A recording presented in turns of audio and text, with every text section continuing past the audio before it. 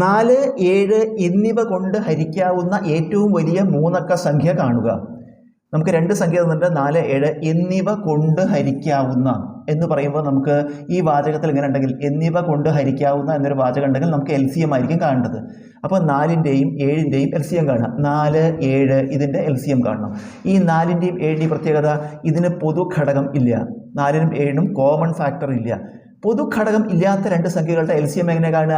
ആ രണ്ട് സംഖ്യകളുടെയും ഗുണനഫലം കണ്ടാൽ മതി. രണ്ട് സംഖ്യകൾ ഗുണിക്കുക. 4 × 7 28 ലസാഗു. നമുക്ക് ലസാഗു കണ്ടു. ഇനി എന്താ ചോദിക്കുന്നത്? ഏറ്റവും വലിയ മൂന്നക്ക സംഖ്യ. ഏറ്റവും വലിയ മൂന്നക്ക സംഖ്യ എത്രയാണ്? 999 ഏറ്റവും വലിയ മൂന്നക്ക സംഖ്യ. പക്ഷെ ചോദ്യം അതല്ല. 4, 7 എന്നിവ കൊണ്ട് ഹരിക്കാവുന്ന പറഞ്ഞാൽ നിശേഷം ഹരിക്കാവുന്ന കംപ്ലീറ്റ്ലി ഡിവിസിബിൾ ആയിട്ടുള്ള ഏറ്റവും വലിയ മൂന്നക്ക സംഖ്യ. അപ്പോൾ അത് 999 ആവണമെന്നില്ല. ഏറ്റവും വലിയ മൂന്നക്ക സംഖ്യ 999 ഈ 999 നമുക്ക് 28 കൊണ്ട് നിശേഷം ഹരിക്കാമോ എന്ന് നോക്കുക.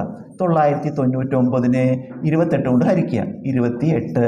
99 3 തവണ 3 × 28 84.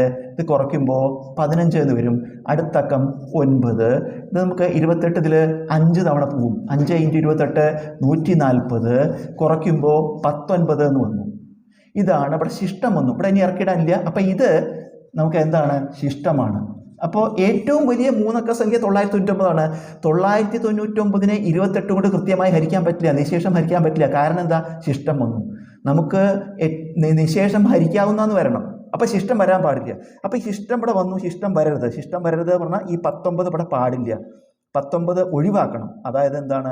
999 19 കുറച്ചാൽ മതി. 999 19 കുറച്ചാൽ 089 980 എന്ന് കിട്ടും. നമുക്ക് അതിനെ 28 കൊണ്ട് നിശേഷം ഹരിക്കാൻ പറ്റുമോ നോക്കാം. ഏതിനെ? 980. 980 ഹരിക്കണം 28.